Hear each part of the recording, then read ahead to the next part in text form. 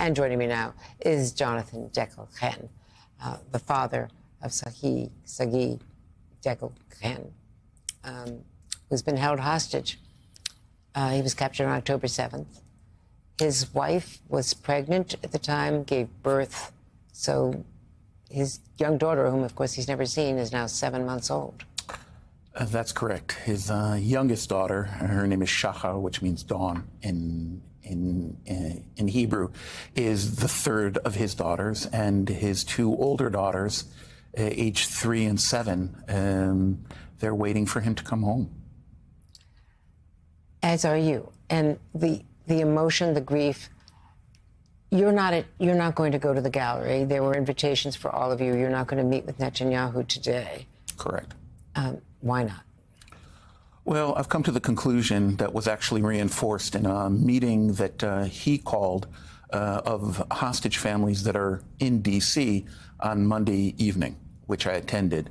And if I had any doubts beforehand about whether to attend and be sort of witness to this event and the joint session, that was for me the final straw. I understood that our prime minister, and there's no pleasure in me saying this, has come here for political theater and not much more than that, for domestic consumption within Israel, to fortify his base and not, as we expected and hoped, to announce that that's it. Israel is all in this current deal, imperfect as it is, with Satan embodied by Hamas.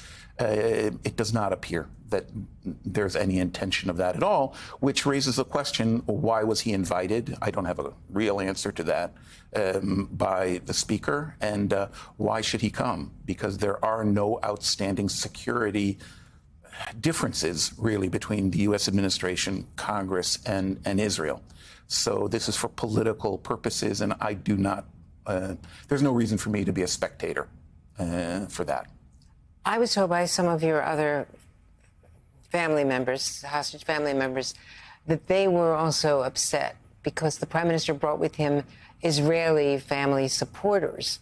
And so that when some of you tried to ask questions about why he was not working more on the hostage release rather than on going after Hamas, they were answering, or they were given a chance to answer and reiterate his position that Hamas, getting rid of Hamas, which his own military says is not a possibility, is a more important priority. Yes. Well, as I said, it was a staged piece of political theater. The prime minister did bring with him a number of families on his official plane to the States. Look, all of us are in pain.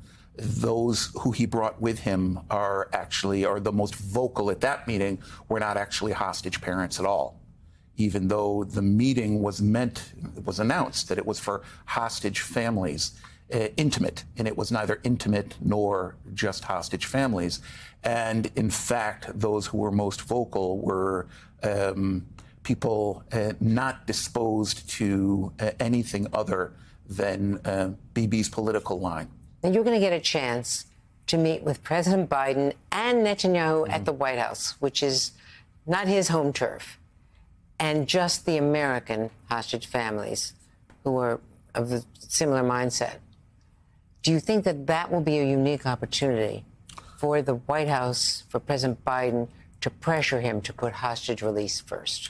I certainly hope so, and I'll take the opportunity while there to ask again, the prime minister, the 3 questions that I asked on Monday night and got answers to none of them. So I'll repeat them here. There doesn't need to be a surprise.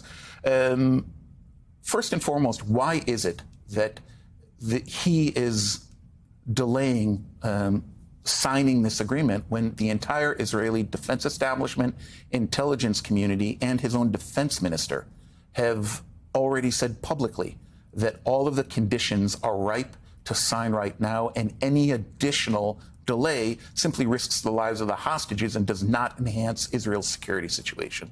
That's question number 1 that was not answered on Monday evening. The second question is, as a member of Kibbutz Nir Oz that was destroyed, why is it that nearly 10 months after our kibbutz was destroyed, 50 of our members were murdered, 35 of the 120 hostages are from Nir Oz? Why is it that he has not come to visit the kibbutz or the surviving remnant community of the kibbutz? Just something that I think, in any normal country would be unthinkable. And thirdly, he was quoted recently as saying that hostages aren't dying in captivity. He did not answer that question directly during our time together, and I would like to know what sense that makes, given that from our kibbutz alone, seven hostages have died since October 8th. And let me ask you one final thing, because we just heard that he is delaying Israel's negotiators rejoining the negotiations in Qatar, Yes. or Cairo. I think it's in Qatar, until next week. Your reaction to that?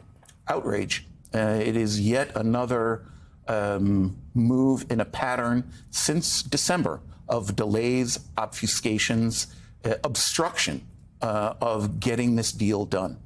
And, there are just endless excuses and rationalizations from our prime minister as to why to simply draw this out. The vast majority of Israelis already understand that his main goal right now is political survival with his coalition government. And if this war were to end, it is doubtful that that coalition would survive. And hence, that is, I think, for most Israelis, the most acceptable explanation, certainly amongst the hostage families, all 120, not just those representing the 8 Americans. And this doesn't make me proud to say as an Israeli, but we want our kids home. We want this madness to end. And what is become the completely senseless killing of civilians, because we are not enhancing, as the days go by, Israel's security situation.